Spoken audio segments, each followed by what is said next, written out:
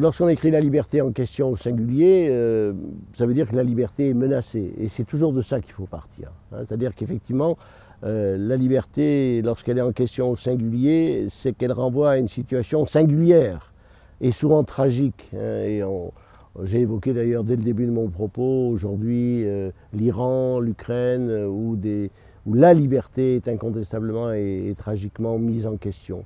Ce que je voudrais mettre en question au pluriel, c'est interroger une certaine idée de la liberté, conçue comme une notion finalement abstraite, une réalité hors sol, désarrimée de la relation à l'autre et désarrimée de la complexité du réel. Je citais le politologue Dominique Moisy qui dénonçait justement le caractère abstrait de cette liberté, précisément dans les pays qui n'en sont pas privés. Et je faisais une autre citation qui était de Paul Ricoeur qui voulait parler de la liberté humaine dans sa grandeur et sa misère.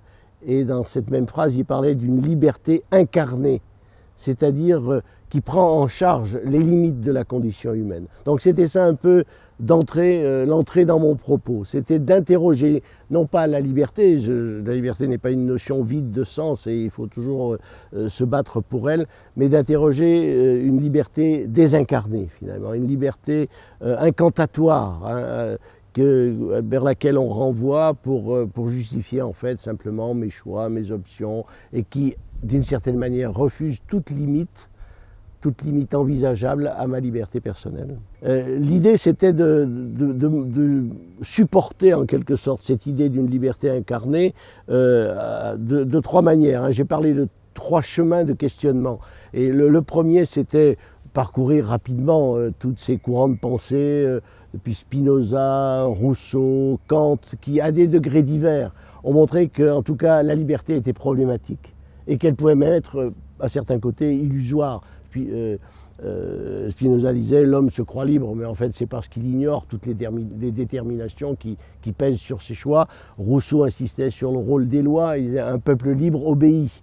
Et Kant disait de toute façon l'individu est incapable il n'est pas assez courageux pour exercer sa liberté et son entendement, donc il préfère s'en remettre à d'autres qui décident à sa place. Bon, on pourrait parcourir aussi rapidement tout l'apport des sciences humaines et leurs soupçons sur un certain nombre de réalités qu'on considère parfois comme des évidences. Les sociologues qui ont montré que en fait beaucoup de vies étaient de véritables destins sociaux et qu'en fait on n'avait rien décidé, la psychanalyse et les mécanismes de l'inconscient, les anthropologues et le poids des traditions, qu'on y obéisse ou qu'on les refuse, mais dans tous les cas on est conditionné par elles.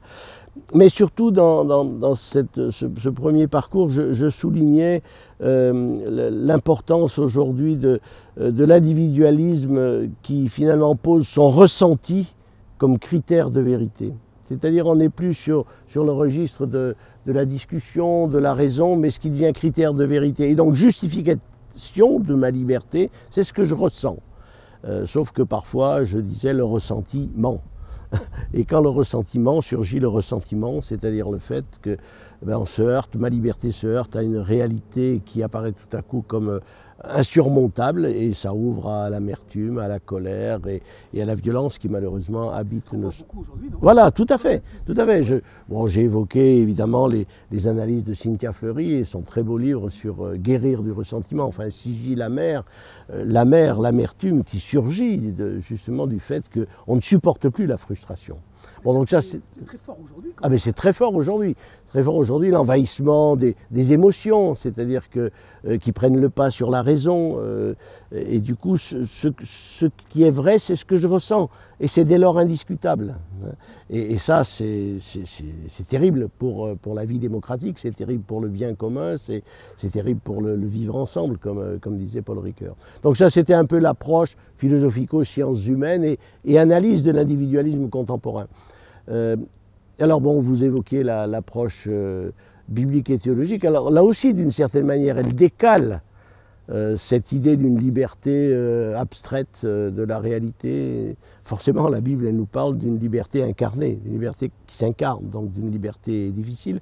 Et surtout, je soulignais d'emblée que finalement, la Bible parle plus de libération que de liberté. Vous savez, un jour, Paul Ricoeur a dit, à propos de la justice, mais on peut le dire de la liberté, c'est difficile de définir la justice, c'est difficile de définir la liberté dans l'abstrait. Par contre, ce qui nous saute aux yeux et qui aiguise notre clairvoyance, c'est les situations d'injustice. C'est les situations où la liberté est asservie et il dit le cri « c'est injuste » nous est plus évident qu'une notion positive de la justice. Bien, je crois qu'on peut dire la même chose de la liberté. Cette situation est insupportable. Ça nous saute aux yeux, ça nous saute au cœur, c'est inacceptable. Et ça, on peut le dire de manière plus évidente et plus forte que de partir dans une dissertation sur qu'est-ce que la liberté. Et la Bible, d'une certaine manière, va dans ce sens. Elle parle de quoi, la Bible? Elle parle des mots de Dieu. Hein. J'ai vu la misère de mon peuple, j'ai vu sa souffrance, et je suis venu pour le libérer. Et l'Exode, c'est un chemin de liberté, mais ça commence par un acte de libération. Et au fond, pour la Bible, la liberté, c'est toujours un chemin, à partir d'une libération première que l'on n'arrive pas toujours à habiter. Effectivement, le peuple, à peine il est libéré, il se retrouve dans l'aridité du désert, il n'a qu'une envie, c'est de retourner vers les platées de viande de la servitude égyptienne, parce que c'est plus facile, ou de tomber dans l'idolâtrie du veau d'or, parce que la liberté, continuer à l'habiter, elle a un prix, elle a un coût, c'est un chemin. C'est un exode permanent finalement. Et chez Paul, on trouvera ça de la même manière, cette conscience que l'homme n'est pas libre et qu'il exprime dans des mots qui pour moi me parlent de façon très forte. Paul est parfois très compliqué à comprendre, mais quand il écrit au chapitre 7 de l'Épître aux Romains, « Le bien que je veux faire, je ne le fais pas, et le mal que je ne voudrais pas faire, je le fais », je me dis, laquelle d'entre nous n'a pas été confronté à ce scénario d'échec de son libre vouloir? Je veux faire le bien et je ne le fais pas, je ne veux pas faire le mal et je le fais. Et à ça, Paul dit, seule la parole du Christ peut vous libérer.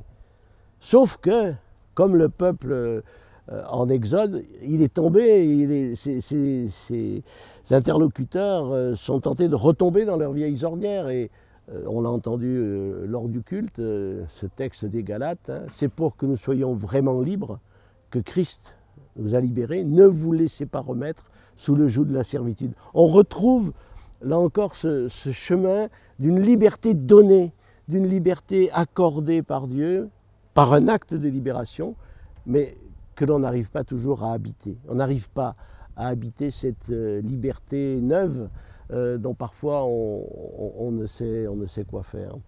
Et les réformateurs insisteront sur le fait que si justement tout est donné dans la foi, dès le premier moment de la foi presque, par cet acte de libération, en même temps, rien ne peut l'enlever, aucune œuvre humaine ne peut rien y ajouter, mais par contre, nous avons à ouvrir toujours plus d'espace dans nos vies à cette libération qui a été accordée, et donc par nos actes, par nos paroles, à le déployer, à le faire grandir et à en témoigner en quelque sorte.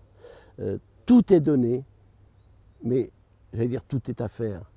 Non pas pour acquérir ce don, mais pour en témoigner. Et d'ailleurs, j'ai terminé mon intervention en disant